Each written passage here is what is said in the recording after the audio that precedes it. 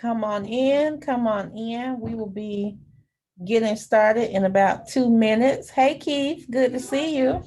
I'm sorry, but I've got to jump off. I just wanted to say hi. Hey, I've got another meeting that I have got to be at, as is my boss says. So, sorry and all that.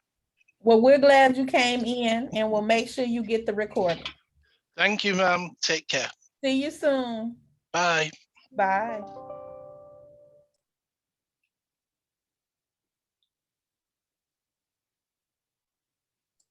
Hello, Miss Anslia.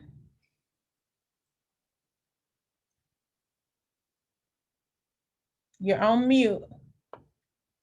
And there's Mandy and Chris and Shirley and Casey. Hello. Heather. Hey, everybody. Hi. Hey, hey. Good afternoon. Good afternoon.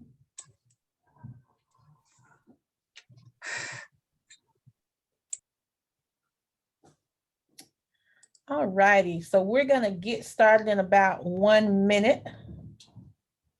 Give a couple people more time to get here.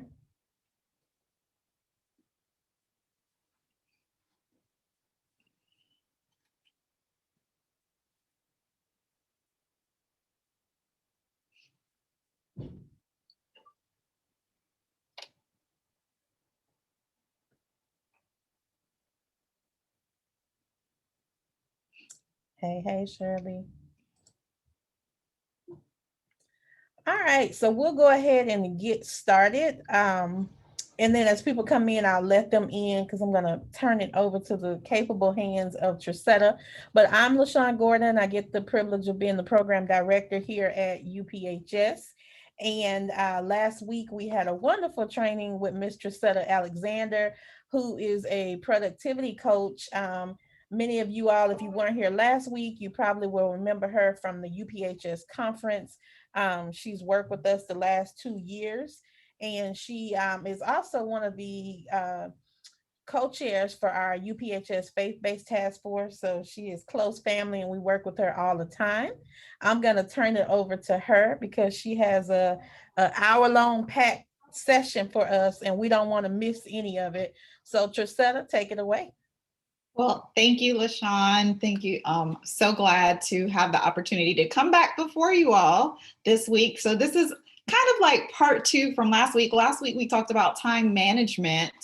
And this week we're talking about the power of planning. Now I'm going to go ahead and share my screen.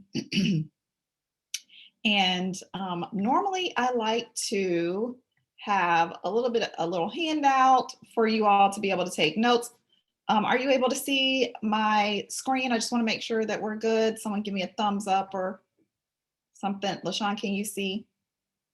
Okay, all right. Normally I like to do that, but I decided at the last minute to make a little bit of a pivot in our content for today and didn't get a chance to actually create a handout for you all. So if you are interested in getting the slides after the fact, I can totally turn them into a PDF document for you so that you can have the slides as kind of a handout, if you will. So again, today we're going to be talking about the power of planning, or really making it simple, right? Making a simple plan that is easy for you to implement and execute the right strategies for your business, agency, or organization. And now this particular presentation, or the content that I'm going to be covering with you all today, is adept. I normally, I've been working primarily with entrepreneurs or business owners, but the content, the steps, the process is the same regardless of if you are for-profit or nonprofit.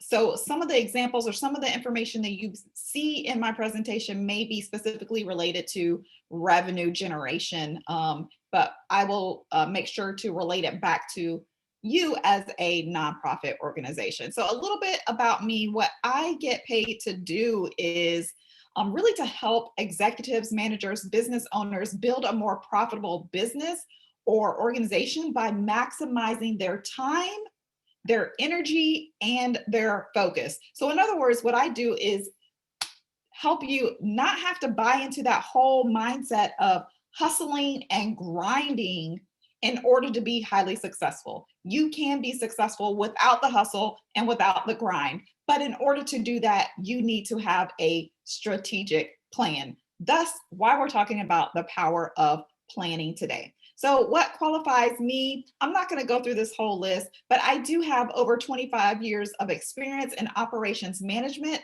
specifically as it relates to creating systems, processes, and increasing personal productivity. I've been featured in the media on places like medium.com. I was a contributing writer to Purpose Driven Women magazine, as well as a cover story. 2 years ago, I was on the cover of the magazine. I've also been featured in Connected magazine, on the Real Talk with Judy radio show, Databox, and a numerous other podcasts. I'm also a 3-time author. And as LaShawn said, I serve as the co-chair of the UPHS Faith-Based Task Force. And I also serve on the Commission for the Status of Women and Girls here in Tallahassee, Leon County. So that's a little bit about what qualifies me to even be able to teach you on this subject matter today. Now, my promise to you today is that I'm going to share with you my personal 7-step strategy for planning to succeed, no matter what your goal is. So whether you take these strategies and apply it to your organization, you take these strategies and apply them to your personal life, this process works no matter what your end goal is, okay? I want to say this for those of you who may not know me or weren't on last week. I love to interact with you. I love to make sure that the content that we're covering today really applies to you. So if you do have questions along the way, feel free to drop those in the chat. It won't throw me off. I like to engage with y'all because I find that presentations are so much more fun and informative and helpful when you have that back and forth engagement. So feel free to drop any questions you have in the chat. All right, so if you are not planning, you are just reacting. This is actually a common quote in the business world, and it couldn't be more truth.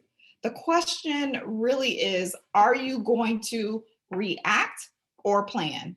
And what can happen is planning can really give your organization the power to make decisions that will lead to a stronger future. And so what we're going to be talking about today is how to effectively plan. And again, this can be for both your work, your organization, or your personal life. And I hear you, for those of you who are in leadership, who are executive directors, I hear you saying, I'm too busy to plan, or I don't have time to plan. But the truth of the matter is everyone has time for something, but it's up to us what we choose to do with our time. So you could spend all of your time working on tasks or projects that only pertain to work matters, or you could choose to take some of those hours and plan and prepare for the future that you want to create for your life or organization or business. Now, what is a plan? I know we all know, like, all of us are really smart. We know what a plan is, but I am very big on words and definitions. And so I want to make sure that we are operating from the same ethos as far as what a plan actually is. And what it is simply, this is the Merriam-Webster dictionary definition of a plan. It is a method for achieving an end, an often customary method of doing something. It is a procedure, a detailed formulation of a program of action. So it is a goal, it is an aim, or an orderly arrangement of parts of an overall design or objective. So yes, Kay, I did say that if you'd like, I'd be happy to provide you all with a copy of this PowerPoint, because I didn't have a handout for you all today. So I'll make sure to get that to you after we're done. All right, so that's what a plan is. It is basically, it's your blueprint, right? It is your blueprint. It is your strategic action, the specific strategic actions you need to take in order to move from where you are right now to where you want to be. So thinking about your organizations, it is the like taking your vision, your overarching mission for your organization and saying, this is where, taking a look at where you are right now and saying, I want us to be here in the future. How do we get from where we are right now to where we want to be? What are the specific steps that we need to take? All right, and that's why developing a plan is important, which leads me into, it helps you to prepare for the future.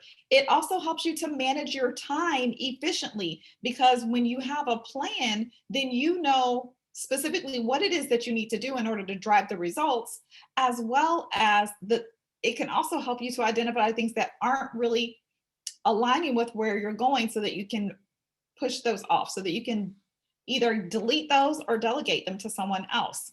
It helps you to allocate resources.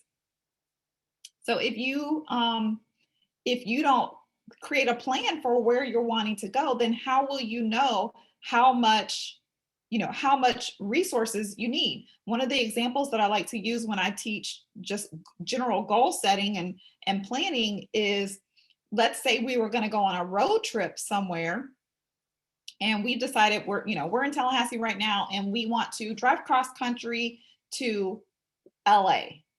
Right? If you just grab a bag and hop in the car and get to driving, you may run out of money.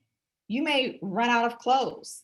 You may run into some sticky situations because you have not taken the time to plan your route, to determine, well, how far is it from Tallahassee to LA? How much gas will I need? How much can I drive each day? Do I need to drive all the way through, or am I going to need to have money to be able to rent a hotel? So going through the process of planning helps you to identify what resources you need and allocate your resources appropriately. It helps you to prepare for uncertainty.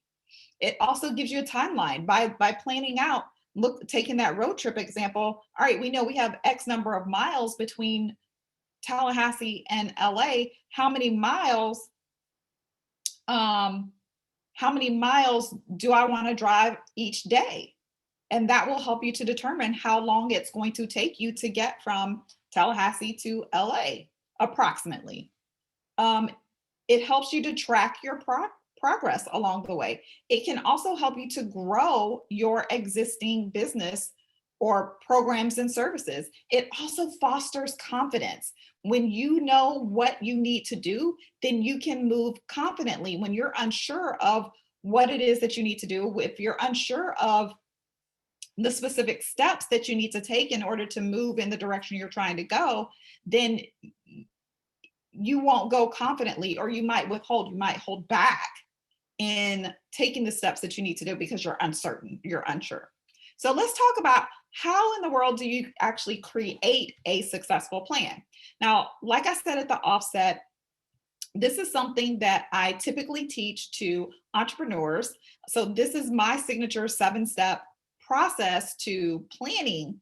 And so you will see in the graphic, the infographic that I'm getting ready to show you, that it talks about my 7-step path to profit process, because that's really what I focus on when I'm working with entrepreneurs. But I wanted to make sure that I included this infographic because it's all the same, whether you're planning for revenue, whether you're planning for expansion, whether you're planning to open a new organization, a new agency, a new office, whether you're planning to buy a house, whatever it is that you're planning, the process is the same, right? Okay. So we're going to go through each one of these steps. And I apologize in advance because I will be talking I already talk fast, but I'm really going to be talking fast because we have a ton. I really want to get through all 7 steps today. So I'm going to gloss through these pretty quickly. However, if you have questions, or if I've gone too fast and you need me to pause for a moment so that you can get some clarity, I'm definitely open to you doing that. All right. Okay. So step one is clarifying and connecting with your vision. One of the things that people tend to do when they're planning or when they're setting goals is they don't connect it back to their ultimate vision or their ultimate why. When you're preparing or planning in your organization to do a new project or to do a new venture, you got to go back to what is your vision and mission for the organization. When you don't do that, you can end up getting into the space of mission drift because the idea sounds good. It sounds good. It sounds like a good idea to venture into this new program or to provide this new service because there's a need. But does that need connect back to the overarching reason why the organization was established in the first place? And maybe, if it isn't, do we need to expand the vision of the organization? Do we need to expand the mission of the organization, right? So it's really important to begin at the step of clarifying and connecting with your vision to make sure that you are aligned. So the steps that we're going to cover inside of the lessons inside of step one are clarifying your vision and connecting to your vision. So the first thing is you want to clarify your vision. What is it that you want? What is the impact? Oh, and I forgot to change this slide. I intended to change this slide. But what is it that you want within the organization? What is the impact you want the organization to have in the community or in the lives of individuals? What is the specific revenue that you need to have? Because yes, I understand you're a nonprofit organization, but you still have to have money to run. We all need money to run, right? So what is the financial aspect of your organization look like? What are the relationships, whether it's relationships with your clients, relationships with other community organizations, relationships with with government officials? Like, what do the relationships look like? And what do you want your clients to feel like? What does a typical day look like for them? So thinking about what is it that you actually want as it relates to your vision or moving forward with this idea that you have. The next thing is to actually connect with it. So once you're clear on where you're going, then it's important for you to connect with it. And not just you as a leader, but you need your department heads to connect with the vision. You need your staff to connect with the vision. And some of the ways that you can do that are to, I like to encourage people to map it out or write it out as if it were a movie scene. If you were to look down 5 years, 10 years, 20 years, whatever that future vision is, write it out in as much detail as if you're writing out a movie scene. And then review it on a consistent basis. Daily is great, but if not daily, it needs to be somewhere where you can see it, where you can review it on a consistent basis, because it is a thing that's going to help you stay motivated and help keep you grounded as you are getting into the weeds of actually implementing the plan. And again, is share it with your manager, share it with your teams, share it with your staff members, share it with your clients, share it with your stakeholders. Make sure that everyone involved is connected back to the vision, because vision motivates, it drives motivation. And why is this even, and connected to the why is this even important?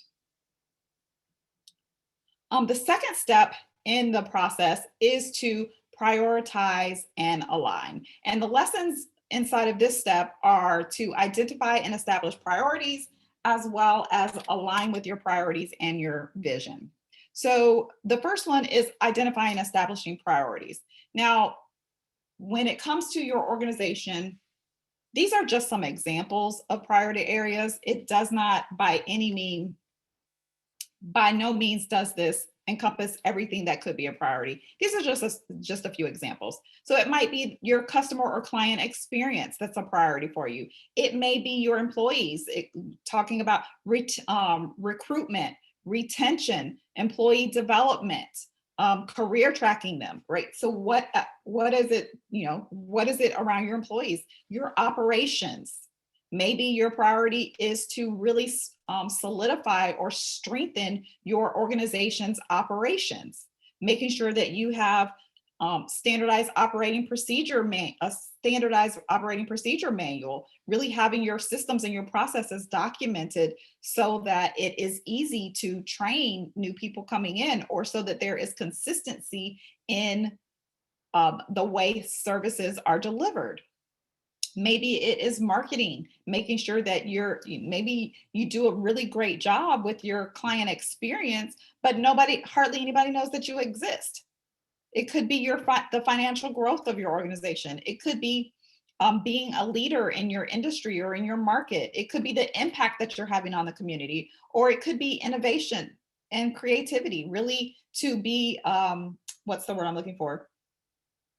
To be that breakout leader in innovation and creativity in the space where you deliver services to your client. Coming up with, basically being the Apple of your service, the programs and services that you provide, right? So these are just some examples of priorities that you could establish within your organization. Once you have identified and established your priorities, the next thing is to align with them. So all of your priorities, your vision, your goals, all of those things should align. If you are not aligning them, then again, you can get into that drift where something sounds good. So every time you are making a decision in your organization, you should be going back and revisiting what are our priorities, what's the vision, what's our goals, what are our priorities, and making sure that all of that is in alignment. Sometimes, yes, you may need to make some adjustments, but that should not be something that you're doing on a constant basis. And then actually going through the process of setting some SMART goals. And I just want to really quickly review what SMART goals are. SMART is an acronym which stands for specific, measurable, attainable, relevant, and time bound. I'm sure this isn't a new concept, but I do like to just remind people that when you're going through the process of planning and establishing goals, that you make sure that you address this, because in the planning process, if you have not made your goals SMART, it's going to be much more challenging when you get to the tracking piece to measure your success. Okay. All right, so now we've come to the part where you're actually going to establish your goals. And inside of step 3, there's 3 particular lessons. It is reverse engineering your vision, establishing those SMART goals, and KPI identification. And KPI stands for key performance indicators. All right, so you're going to begin with the end in mind. So when you start establishing your goals, you want to begin with the end in mind. You're going to reverse engineer your vision, thinking about, all right, I want to be over here. I want to be in LA, going back to our cross country trip, right? I want to be in LA. What are the things that need to happen in order for me to get to LA? Right? So reverse engineering. That is mapping your milestones. What are the key milestones that you will hit on your journey from Tallahassee to LA? So there's multiple states, right? You might say your milestones are, okay, well, once I get out of Florida, I've got to go through Alabama, I got to go through Mississippi, I got to go through Louisiana, Texas. I can't remember I think you have to go through a little bit of Nevada, and then you get to California, right? So there's several different milestones that you'll hit along the way. Now, in our example, we end up with like about 5 milestones. it could be 3 milestones. It could be 10 milestones. It just depends on the size of where it is that you're trying to go, right? So, but you want to identify what those key milestones are, those big rocks, those big things that need to happen in order for you to manifest or to achieve your end result. And then go through, once you have your milestones, now you can go through the process of setting your SMART goals. So taking those priorities that you decided upon, and I recommend no more than 3 priorities, because if you've got too many priorities, then you don't have any priorities at all. If you think about, I know we have quite a few ladies on here, and I'm sure that some of the gentlemen can relate to this as well. But if you've ever used one of the, if you've ever used a concentrated cleaner to clean up, you know, in its purest form, it is its most powerful. The more water you add to it, the more it loses its strength. Its strength is reduced. So if you think about establishing priorities, the more priorities you have, the more water you're adding to your concentrated solution, which is your focus, right? So if you have 5 priorities, then your focus is divided among 5 things. But if you reduce that down to 3, then you've only got 3. You've got more focus for each one of those. And then, so when you're setting your SMART goals, I always like to, regardless of whether or not you are specifically focused on increasing the funding of your organization or not, I always like to tell people to at least have a revenue goal, because it takes finances to do all the things. No matter what it is that you're trying to do, you're going to need some money. So it's important for you to have a revenue goal, and then take that goal and break it down into annual, quarterly, monthly, weekly, daily, all of that, so that you can track it more easily. And then how does your revenue goal tie into your priorities? These are questions that you need to ask. And then go through the process of identifying what your key performance indicators will be. So based on the priorities that you have towards your goals, what are the things that really will drive the results that you are seeking? How will you know if you're on track or not? What are the numbers? So taking it out of the realm of qualitative and bringing it into quantitative, right? What we want to break it down into numbers. So is the number of people that you're serving, right? Is that one of the indicators? Is the number of clients that you're serving? Or is it the amount of, if you provide financial support, is it the amount of financial support you provide, right? So what are the numbers? Maybe it is bringing on team members, like it's your team has gotten to a certain level, right? It's really breaking it down into something that can be measured. All right, step 4 in the planning process is to create an action plan. Now, here's where we start really getting into the nitty-gritty, into all the good stuff. And I know I've been talking a mile a minute, so I do want to take just a moment to pause and make sure that you all are okay. Does anyone have any questions? Am I going too fast? Is everyone good? Let me know in the chat. Just drop a 1 in the chat if you're good.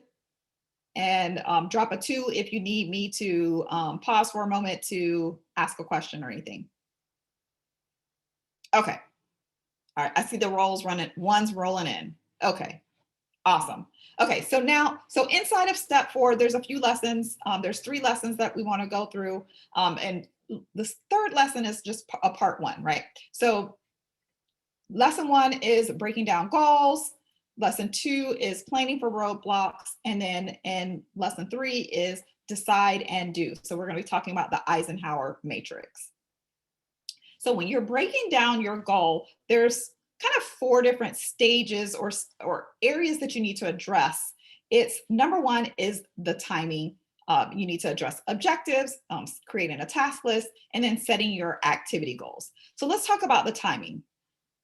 Taking your goal and breaking it down. One of the reasons why people do not achieve their goals, or their New Year's resolution. So they decide what their resolution is at the beginning of the year, and then they have the same goal the following year, and then the next year, right? It's always the same goal and they don't achieve their goal. It's because they don't break it down. And we are creatures of reward. We like to be rewarded. When things are too far off in the distance, it's too easy for us to procrastinate. So it's important to break it down, take that annual goal or 5-year goal, which is more, 5 to 10 year goal, especially, with organizations, and break it down to an annual goal, and then to a quarterly goal, a monthly goal, a weekly goal, a daily goal, so that it's really easy for you to be able to, one, track your progress, and two, to make it easier for you to actually execute on the thing, because it brings it down into something small instead of it being huge, big and overwhelming for you. All right. And then the second step is to identify or establish objectives, right? So asking as it relates to your goal, your vision, what are the things that, these are some example questions. What does your organization do or sell, right? What does your organization do? What are the things that we need to focus on in the moment? As a manager, like as the executive director, what are the things that you specifically need to focus on in the moment? Then going down into the next level, what do the departments or your management team need to do in order to achieve the objective or the goal, right? And then break it down into what does staff need to do to help management to achieve the objective, right? So if you think about it, an objective is a smaller goal inside the overarching goal. It is results oriented. It is very results oriented. And at each level, there should be specific objectives. So objectives should be in the same format as like your SMART goals are. They're just smaller goals, okay? Then you want to go through the process of creating a task list. I recommend doing just a straight brain dump of all the tasks that you can think of that are associated with each one of the objectives. You will not think of everything because it's just impossible. But it can give you a great start to be able to get it all out on paper and start to see what are the things that actually need to be done, and identifying who needs to do what, right? So you can assign responsibility of the specific task to different staff members or different departments, depending upon the size of your organization. But that, by getting it all out, it's all out on paper. I would say on paper, off the mind. So you get out of overwhelm and you get really clear on what needs to happen. Then once you have your task list, now, before I move into the next piece, the activity-based goals, I want to specifically say here with the task list, oftentimes the things that end up on your task list will be things that are done once, right? These are things you do it and it's done. But this next piece is establishing activity-based goals, which are repeatable tasks or repeatable activities that will drive the results. Right? So identifying those specific tasks or activities that will drive the results that you are after. How often will those activities need to be done? And when I say activity-based goals, I'm talking about something that needs to be done at least on a weekly basis, preferably multiple times a week, but something that at least needs to be done on a weekly basis. Some things will be more like on a monthly basis because, like maybe you're doing financial reporting and that's monthly, but even financial reporting can be done on a weekly basis just to kind of track your weekly KPIs, and then you have your monthly report, right? So break it down to what can I do daily or at least weekly that will lead to the results that I'm after. So when I'm talking about revenue with business owners, I talk about what are your revenue generating activities. So let's say one of the things that they do is to generate revenue is to do consultation calls, right? So they do consults. Well, you have to, and I'm going to get in the weeds. I apologize in advance, but I'm going to get in the weeds here. So let's say you know that you out of every 10 consult calls that you do, you close 2 new clients. Well, if you need, based on what your revenue goal is or your business goals are, and you know you need four new clients every week in order to be on track with what your goal is, then that means you need to do 20 consult calls in order to yield your 4 new clients. Well, breaking that down, if you work 5 days a week, 20 consult calls is 4 calls a day, right? So I need to do 4 consults every single day. Well, then how do I get people on my calendar, right? So then breaking it down, okay, what are the activities that I do to get people to book a consultation call? And what does that look like? Maybe it is I'm, I don't know, posting on social media, offering my services, and I need, or sending an email out to my email list, and X number of people need to see it in order for me to get to my consult call, right? So it's really taking that big thing and continuing to break it down to the most granular level that you can think about, so that you can measure your results and make sure that you are doing the things that drive the results. Does that make sense? Give me a 5 in the chat if that makes sense, or if you need me to go a little deeper there. Give me a 5 if that makes sense. Okay, awesome. Just want to make sure y'all are with me. Okay, so then once you have your activity-based goals, now you've got a pretty good idea of what it's going to take in order for you to achieve the results that you are after in developing your plan. Now, here's another step that people often forget to do that I really encourage you to do, is to do some roadblock identification on the front end. And the reason why I recommend this is because we all know that no matter how good your plan is, when you start actually working it, stuff comes up, stuff that you did not even plan for, that you didn't prepare for. Something breaks, or you have an unexpected expense, or someone gets sick and you now are short staffed, whatever the case may be. There are things that are going to come up along the pathway to the fulfillment of your plan. So if you can think about on the front end, what are things that might possibly come up that will prevent me from moving forward with my plan? And the more of those things you can identify on the front end, the better off you will be, because then once you identify what those potential roadblocks are, you can make a decision on how you will handle it in advance.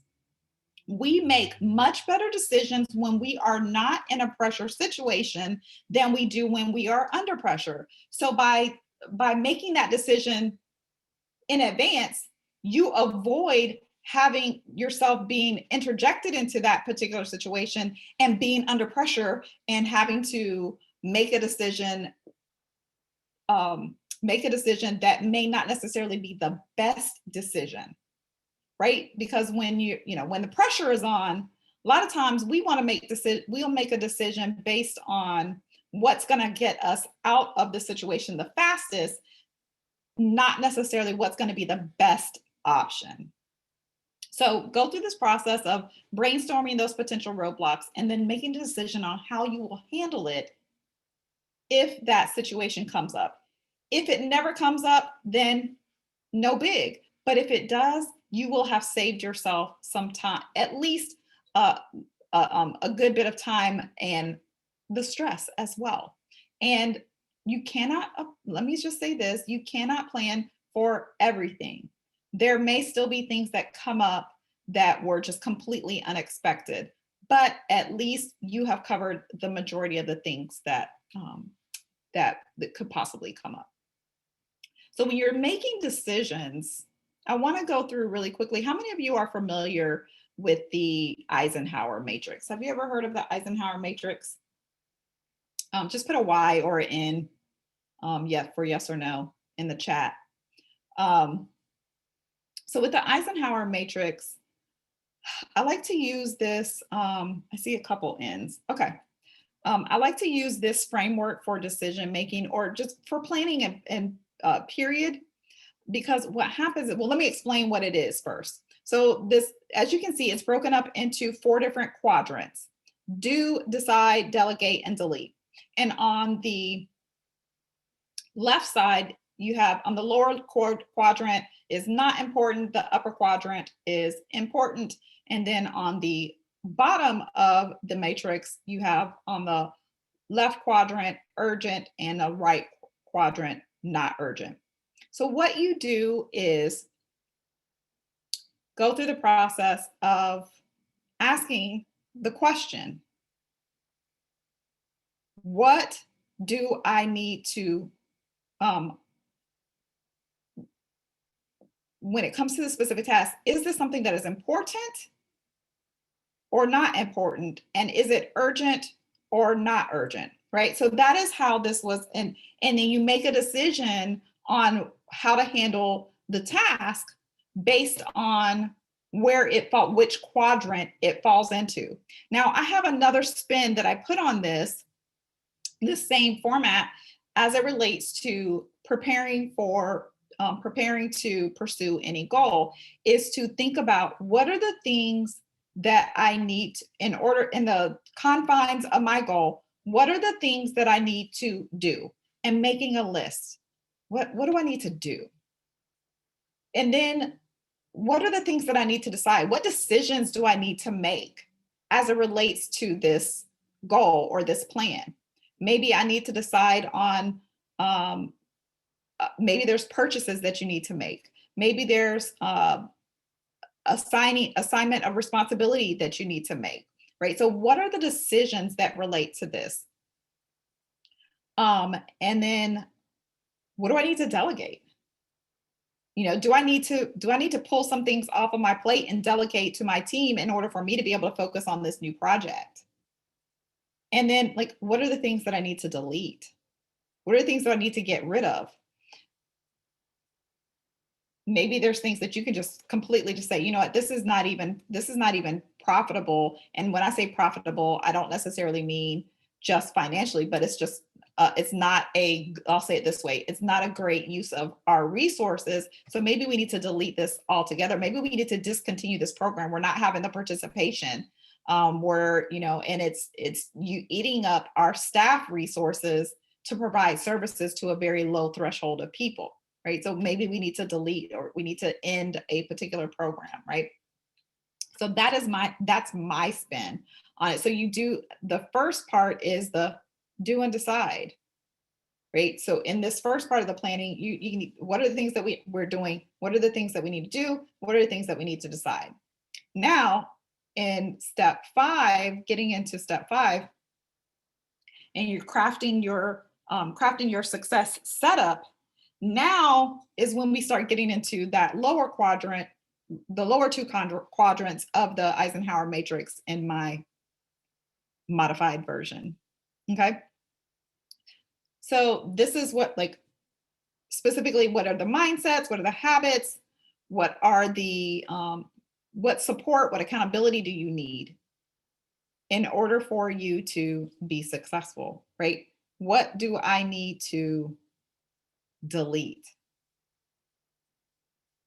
And, you know, like I said, I normally do, this is something that I normally teach to specifically to entrepreneurs, but it still relates, because even though I wrote this in the context of individuals. Your organization has a mindset. And depending upon how long your staff has been around, they might have mindsets that are, I want to say this delicately. They might have a mindset that is no longer serving where the organization is going. It might have been appropriate for the beginning, but now it no longer serves where you're going. And so thinking about what type of mindset does, or culture maybe is a better word to use, does your organization need to have in order to set you up for success in this new venture? What kind of habits need to be developed? What kind of systems? So from an organizational perspective, the habits are going to be your systems, your processes. What are those things that need to be developed or refined or even just followed? Because a lot of times we have systems and processes, we're just not following them, right?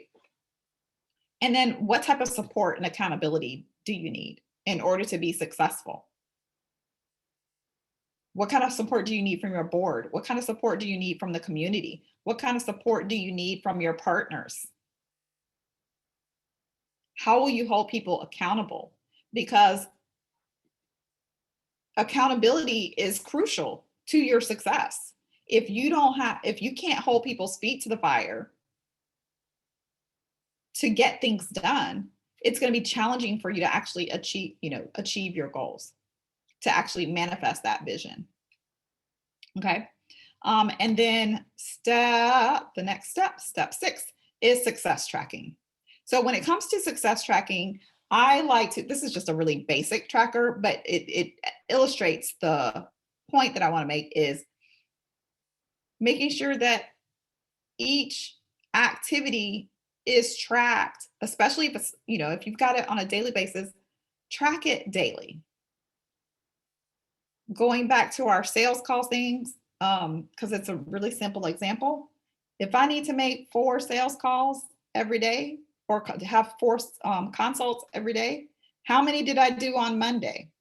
How many did I do on Tuesday? How many did I do on Wednesday? So on and so forth, right? Because what happens a lot of times is people will craft a plan and start the process of implementing the plan, but they're not consistent in implementing. And then they say the plan doesn't work. Well, then the question is, did you work the plan? But how will you know you're working the plan if you're not tracking the activity? That's why I recommend taking those goals and breaking them down, not just into objectives, but into those activity-based goals. Because you can clearly see, I did 2 on Monday, I did 5 on Tuesday, Wednesday, I did 1, Thursday, I did none, Friday, I did 4. And that was kind of consistent over a couple of weeks. Well, no wonder it's not working. You didn't follow the plan. Or maybe the activities that you were doing to get consults on your schedule, maybe you weren't doing enough of it. Or so going through the process of identifying, but if you're not tracking it, you won't know. So you're going to track your activity, and then you're also going to track your KPIs, your key performance indicators. That is the results, right? So the activity is what am I doing? And the KPIs is what are the results of that? So what do the numbers look like for the results? Where are we? If we're supposed to be, what's that benchmark? If we're supposed to be at this level, but we're short of that level in this area, then you can start to review the plan, review the actions, review everything that you're doing, and identify, oh, you know what? This isn't working. We need to make some adjustments here in order to get to the level that we want. But if you're not tracking it and you're just looking at, if you're not tracking it at the granular level and you're just looking at the bird's eye view on a monthly or quarterly basis, then how will you know what adjustments need to be made in order for you to achieve your end goal. And I encourage you to have weekly plan and review meetings, whether that is something that you do just, with your management team, or whether you do it as, departmentally, but definitely go through the process of having a weekly plan and review session. What is our focus for the week? What went well? What didn't go well? Are we on track? What do we need to do better? Do we need to make some adjustments? Going through that process so that you are able to adjust as needed before you get too far out, and it makes it much more harder for you to make up any lost ground that you might have had. And then the final step is to set up some systems and automations. As a productivity coach, I am all about the automations. So some of the things that you can do are set up structural interventions. Make it easy for people, for your team, for your staff, for your managers and for yourself to do the things that need to get done. This is an example, a very simple example that I started doing when I wanted to start working out in the morning. Actually, that's a lie. I didn't want to start working out in the morning. I had been working out in the evenings, but because some circumstances in my life shifted, it was more appropriate for me to work out in the morning than in the evening. But that meant that I had to get up a lot earlier in order for me to have time to go to the gym and whatnot. And I knew I had to do, because I was not at the time an early person. Like, I get up, I'm an early bird, like I'm a morning person, but I'm not like I wasn't an early riser. So I put my alarm clock across the room. I got my gym clothes out the night before and would put them on. I had a laundry basket, a hamper right next to where the alarm was. So my workout clothes went on top of that, shoes, socks, I'm dating myself, but I had the little armband for my iPod and headphones and everything. Like all of that just went right there. My water bottle, towel, the whole bit. And I would get up in the morning when the alarm would go off, get up and go across the room, turn off the alarm, grab my clothes, and go straight to the bathroom to change clothes. Right. So those were structural things that I did. I physically put things in place to make it easier for me to get things done. And so think about what are the things that you can put into place to make it easy for you and your teams to follow through with the actions that are going to drive your results. You can also save time and create consistency by developing some templates. So if there's specific communication that you need to relay to your clients or to stakeholders or to other people outside of your organization, create templates for that so that there is a consistent message that goes out, and it's not, one person says one thing and another person says something else. Create templates for it, for letters, emails. You can do scripts if it's a thing where people have to get on the phone. Templates will save you. Create processes and workflows. So literally go through the process of mapping out, okay, what do we do when we get a new client? All right, what's the first step? Well, they fill out an intake form, and then they fill out the intake form online, and then it gets routed to so-and-so's email, and then so-and-so has to do this with it, and then blah, blah, blah, step by step by step, and document that. And make sure, a really good way to follow that too is to create a corresponding checklist, because you can go through and check off, okay, yes, that was done, yes, that was done, yes, that was done. And that will help you to identify bottlenecks. That will help you to identify where there's breakdowns. That will help you to identify where, oh, you know what, we need some more clarification here, so that you can make sure that you are remaining efficient and effective in the execution and implementation of your plan. And then if you can, look for some opportunities to do some digital automation where you can remove the human factor altogether. so that things happen automatically. All right, so I'm going to open up the floor for you all to share what are your big takeaways from today? What was something that really hit for you today? You can either share in the chat or you can come off of mute, and I'm going to move this over here so I can see y'all. Don't all rush to the chat at once. So I was going to say one of the things I like is creating processes. I keep a lot of information in my head, which is probably not good, but just a reminder to create processes so anybody can look at the checklist and like, oh, okay, this needs to be done. Yeah.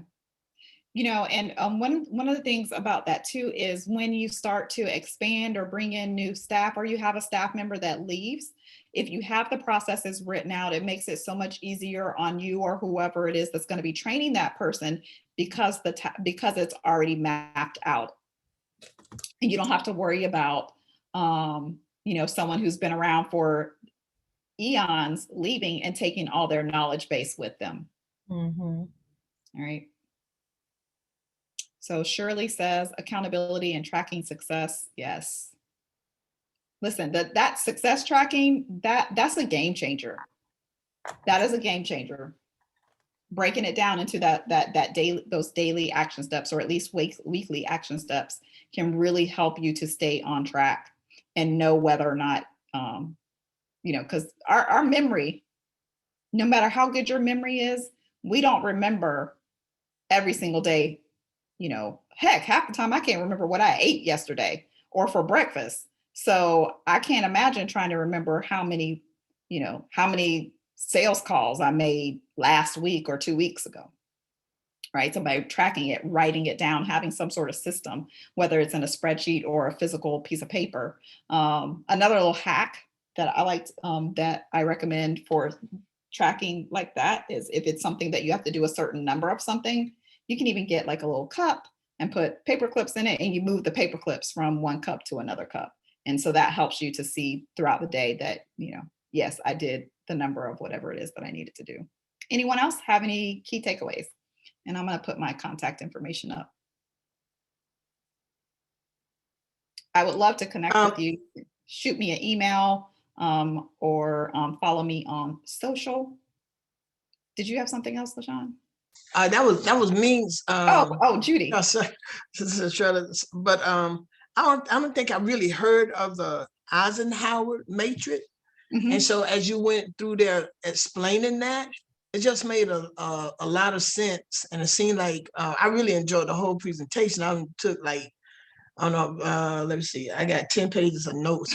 And but you did an excellent job. But just the do and all of his matrix that you gave out was absolute. You know, do it, delegate, schedule, delete. All of that was really helpful for me, just to give me a new way or enhance my way of setting goals. So that's what I got out of this. The entire thing was how to better set goals. Yeah. And I want to thank you. Absolutely. Absolutely. Look, I geek out over this stuff, so I can go in. You did. But the Eisenhower matrix is a really cool tool, and it's really good for decision making too.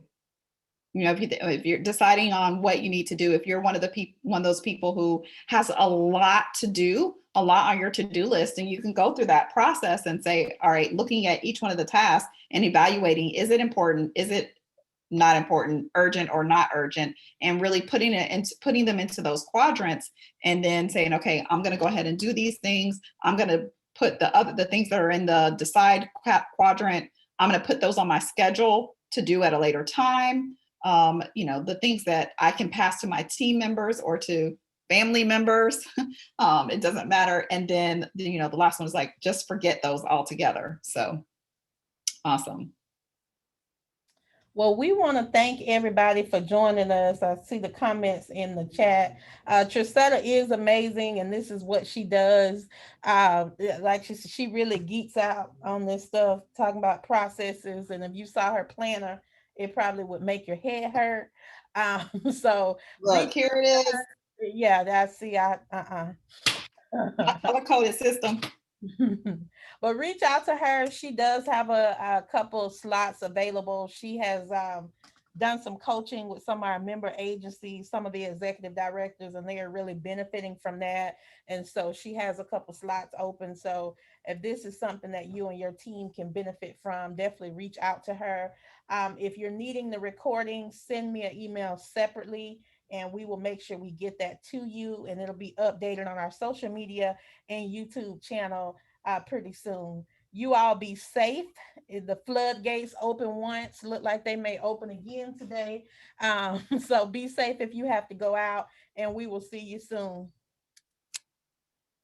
Bye, everybody. Thank you.